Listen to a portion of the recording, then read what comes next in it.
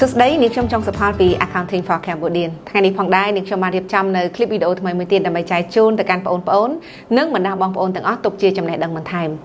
សម្រាប់ video ដែលនាងខ្ញុំបានរៀបចំចែកជូននៅក្នុងវេលាថ្ងៃនេះគឺតាក់ទងទៅជាមួយនឹងការបិទបញ្ជីរបស់ក្រុមហ៊ុនសេវាកម្មនិងការរៀបចំតារាងតុល្យភាពក្រោយពេលបិទបញ្ជីថាតើនៅក្នុងដំណើរការជាកិច្ចបញ្ជីការគណនេយ្យសម្រាប់ការបិទបញ្ជីទៅលើក្រុមហ៊ុនសេវាកម្មនិងការរៀបចំតារាងតុល្យភាពក្រោយពេលបិទបញ្ជីយើងនឹងធ្វើការកត់ត្រានិងរៀបចំបែបណាចឹងនៅក្នុងករណីថ្ងៃនេះនាងខ្ញុំនឹងបង្ហាញជូនតាក់ទងទៅជាមួយនឹងដំណើរការនេះចា៎ជាឧទាហរណ៍នៅទីនេះគឺតាក់ទងទៅនឹងទិន្នន័យរបស់ក្រុមហ៊ុន ABC ដែលគេបង្ហាញនៅថ្ងៃទី30ខែមិថុនា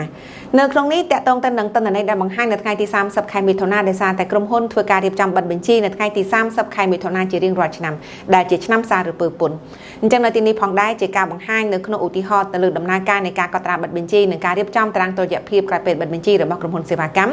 អញ្ចឹងខ្ញុំបង្ហាញជូនតាក់ទងទៅជាមួយនឹងប្រភេទរបស់ក្រុមហ៊ុន ABC នៅក្នុងនេះគាត់បានបង្ហាញអំពីតារាងតុល្យភាពរបស់ក្រុមហ៊ុនដែលយើងមានតាក់ទងទៅជាមួយនឹងទិន្នន័យរបស់យើងគឺយើងមានគណនីសាច់ប្រាក់យើងហៅថាជា cash 15940យើងមាន account receivable 8580យើងមានបរិក្ខា16900យើងមានរំលោះបូកបន្តចំនួន7500យើងមានគណនីត្រូវសង4420យើងមានទៅលើចំណូលដែលយើងទទួលបានមុនឬក៏យើងហៅថាចំណូលមិនទាន់សម្រេចចំនួន1600យើងមាន share capital ordinary គឺជាទុនរបស់ម្ចាស់ដែលបានវិនិយោគតាមរយៈការទិញហ៊ុនចំនួន20500យើងមានចំណេញរក្សាទុកដែលក្រុមហ៊ុនមានតាំងពីពេលចាប់ផ្ដើមអាជីវកម្មដំបូងរហូតដល់ពេលបច្ចុប្បន្នដែលគាត់សន្សំទុកទៅលើផលចំណេញដែលគាត់ទទួលបានចំនួន25000មានការបែងចែកភាគលាភចំនួន14000ក្រុមហ៊ុនមានចំណូលពីសេវាកម្ម64000ក្រុមហ៊ុនមានចំណូលពីការជួល5500ក្រុមហ៊ុនមានចំណាយទៅលើរំលោះ4500ក្រុមហ៊ុនមានចំណាយទៅលើប្រាក់ខែនិងប្រាក់ម៉ោងរបស់បុគ្គលិកចំនួន54700ក្រុមហ៊ុនមានចំណាយទឹកភ្លើង13900នេះគឺជាទិន្នន័យដែលបង្ហាញសម្រាប់ទិន្នន័យដែលយើងកែតម្រូវរួចជាតារាងតុល្យភាពអញ្ចឹងនៅក្នុងការបិទបញ្ជីគឺយើងអាចបិទបញ្ជីបានលុះត្រាណាតែក្រុមហ៊ុនកែតម្រូវរួចទៅលើទិន្នន័យរបស់ខ្លួននៅក្នុងដំណើរការនៃការបិទបញ្ជីគឺយើងត្រូវអនុលោមទៅតាម4ជំហានដោយជំហានទី1គឺយើងបិទទៅលើចំណូលអញ្ចឹងនៅទីនេះគឺយើងបិទទៅលើចំណូលដោយសារតែចំណូលរបស់ក្រុមហ៊ុនមាន2ប្រភេទចំណូលទី1គឺចំណូលពីសេវាកម្ម64000ចំណូលទី2គឺចំណូលពីការជួលគណនីចំណូលគឺសមតុល្យរបស់វានៅខាងឥណទានយើងហៅថា credit ដើម្បីបិទចំណូលបានគឺត្រូវផ្ទេរគណនីនេះមកខាង debit ដើម្បីឲ្យចំណូលស្មើ0ចាអញ្ចឹងចំណូលនៅខាង credit ឥឡូវនេះយើងកាត់វាមកខាង debit ចំណូលរបស់យើង64000និង5500នៅខាង credit នេះគឺជា balance របស់គណនីហ្នឹងនៅក្នុងតារាងតុល្យភាពដែលយើងកែតម្រូវរួចដើម្បីបិទវាបានគឺយើងកាត់វាមកខាង debit ចាកាត់មកខាង debit អញ្ចឹងចំណូលស្មើនឹង0ចំណូលឡើងមានហើយតែថាតែយើងបិទបញ្ជីអញ្ចឹងនៅក្នុងការបិទបញ្ជីនេះគឺយើងបិទចំណូលចូលទៅក្នុងចំណូលបណ្ដោះអាសន្នយើងហៅជា income summary ជា income summary ចាអញ្ចឹងនៅក្នុងនេះយើងបិទចំណូលចូលក្នុង income summary អញ្ចឹងចំណូលយើង0អ្វីដែលនៅសល់ចំនួនចំណូលនៅពេលដែលបិទបញ្ជីគឺជាគណនី income summary income summary នៅខាង credit ចំនួន69500គឺជាចំណូលដែលយើងកាត់ឡើងនៅក្នុងពេលដែលយើងបិទបញ្ជីចាជំហានទី2នៅក្នុងការបិទបញ្ជីគឺបិទចំណាយអញ្ចឹងនៅទីនេះក្រុមហ៊ុនមានចំណាយទៅលើរំលោះក្រុមហ៊ុនមានចំណាយទៅលើប្រាក់ខែនិងប្រាក់ម៉ោងក្រុមហ៊ុនមានចំណាយទឹកភ្លើងគណនីចំណាយគឺមានសមតុល្យនៅខាងឥណពន្ធ debit ដើម្បីបិទចំណាយបានត្រូវផ្ទេរសមតុល្យនៃគណនីនេះមកខាង credit ទើបយើងអាចបិទវាបានអញ្ចឹងយើងបិទ depreciation expense មកខាង credit យើងបិទ salary and wage expense មកខាង credit យើងបិទ utility expense មកខាង credit អញ្ចឹងចំណាយរបស់យើងស្មើ0នៅក្នុងដំណើរការនៃការបិទអញ្ចឹងអ្វីដែលសល់ចំនួនចំណាយគឺជា income summary ជា income summary នៅខាង debit តំណាងឲ្យ expense income summary នៅខាង credit តំណាងឲ្យ revenue អញ្ចឹងនៅទីនេះដោយសារតែចំណាយធំជាងចំណូលចំណាយធំជាងចំណូលក្រុមហ៊ុនខាតអញ្ចឹងនៅក្នុងការបិទបញ្ជីដែលជាជំហានទី3គឺដោយសារតែក្រុមហ៊ុនខាតធ្វើឲ្យចំណេញរក្សាទុករបស់ក្រុមហ៊ុនឬក៏ទុនរបស់ក្រុមហ៊ុនថយចុះគណនី return earning ត្រូវបានថយចុះចំនួន3600នៅពេលដែលយើងបិទបញ្ជីដោយសារតែក្រុមហ៊ុនខាតដោយសារតែចំណាយច្រើនជាងចំណូល ចំណាយច្រើនជាងចំណូលអញ្ចឹងយើងខាតចំនួន 3,600 គឺបានមកពី 73,100 ជាចំណាយរបស់យើងដកជាមួយនឹងចំណូល 69,500 អញ្ចឹងយើងខាត 3,600 ចាអញ្ចឹងនៅទីនេះយើងបិទ income summary ទៅខាង credit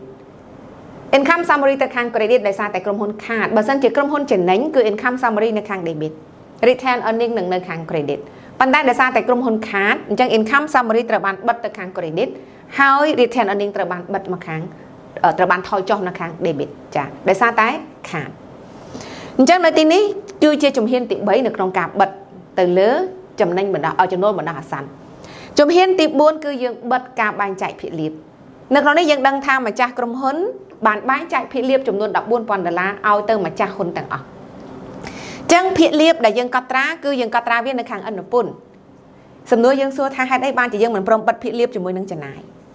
កណនីបែងចែកភាគលាភមិនមែនជាកណនីចំណាយទេកណនីបែងចែកភាគលាភគឺជាកណនីទុនតែមិនមែនជាកណនីដែលធ្វើឲ្យទុនកើនទេគឺជាកណនីដែលធ្វើឲ្យទុនថយដែលយើងហៅថាជា contra equity account អញ្ចឹង equity របស់យើងកើនឡើងកត់ត្រានៅខាង credit contra equity កើនឡើងកត់ត្រានៅខាង debit អញ្ចឹងហើយបានជា dividend គឺយើងកត់ត្រាវានៅខាង debit ដោយសារតែវាជា contra equity ចាអញ្ចឹងនៅពេលដែលយើងបិទវាគឺយើងត្រូវកត់វាមកខាង credit បិទវាឲ្យវាស្មើ0ណាអញ្ចឹងនៅក្នុងការដែលយើងបែងចែកភាគលាភធ្វើឲ្យទុនរបស់យើងថយអញ្ចឹងនៅក្នុងនេះ return earning របស់យើងគឺថយចុះអញ្ចឹងនៅក្នុងនេះមានន័យថា return earning របស់យើងដែលមានចាមុនពេលបិទបញ្ជី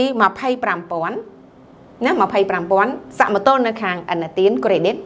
ពេលដែលយើងខាតធ្វើឲ្យ return earning ថយចុះ 3,600 អញ្ចឹងទុនយើងថយមួយហើយដោយសារតែខាតនិងទី2ទុនរបស់យើងថយមួយទៀតដោយសារតែម្ចាស់ក្រុមហ៊ុនដកយកទៅបែងចែកភាគលាភ 14,000 ទៀតចាអញ្ចឹងគឺទុនយើងថយចុះក្រោយពេលបិទបញ្ជីគឺនៅក្នុងដំណើរការជាកិច្ចបញ្ជីការគណនេយ្យយើងត្រូវរៀបចំតារាងតុល្យភាពក្រោយពេលបិទអញ្ចឹងនៅក្នុងនេះក្រោយពេលបិទបញ្ជីគឺយើងលែងមានចំណូលចំណាយហើយដោយសារតែចំណូលចំណាយត្រូវបានយើងបិទអស់អ្វីដែលនៅសល់គឺជាគណនីអចិន្ត្រៃយ៍ដែលមានគណនីទ្រព្យសម្បត្តិគណនីបំណុលនិងគណនីទុនសល់ក្រោយពេលបិទបញ្ជីសម្រាប់ចំណូលចំណាយនឹងការបែងចែកភាគលាភគឺជាគណនីបណ្ដោះអាសន្នត្រូវបានយើងបិទនៅក្នុងមួយការីបរិច្ឆេទយើងបិទចោលវាដើម្បីឲ្យវាទៅបង្កនៅក្នុងទុនរបស់យើងចា៎ចឹងនៅក្នុងនេះក្រោយពេលបិទបញ្ជីយើងនៅសល់សាច់ប្រាក់ 15,940 ដែលជាគណនីអចិន្ត្រៃយ៍គណនីទ្រព្យសម្បត្តិយើងសល់គណនីត្រូវទារចាចំនួន 8,580 យើងមានបរិក្ខា 16,900 យើងមានរំលោះបូកបន្តទៅលើបរិក្ខា 7,500 ចាយើងមានគណនីត្រូវសង 4,420 យើងមានចំណូលមិនទាន់សម្រេចចំនួន 1,600 យើងមានទុនដែលម្ចាស់វិនិយោគចំនួន 20,500 និងយើងនៅសល់ចំណេញរក្សាទុកចំនួន 7,400 មុនពេលបិទចំណេញរក្សាទុកមានចំនួន 25,000 ប៉ុន្តែក្រោយពេលបិទចំណេញរក្សាទុកនៅសល់ 7,400 មូលហេតុដោយសារតែយើងខាតផងយើងបែងចែកភាគលាភផងអញ្ចឹងនៅក្នុងនេះ 7,400 ស្មើនឹង 25,000 ដកជាមួយនឹងករណីដែលយើងបិទទៅលើការខាតរបស់យើងធ្វើទុនរបស់យើងថយដកនឹង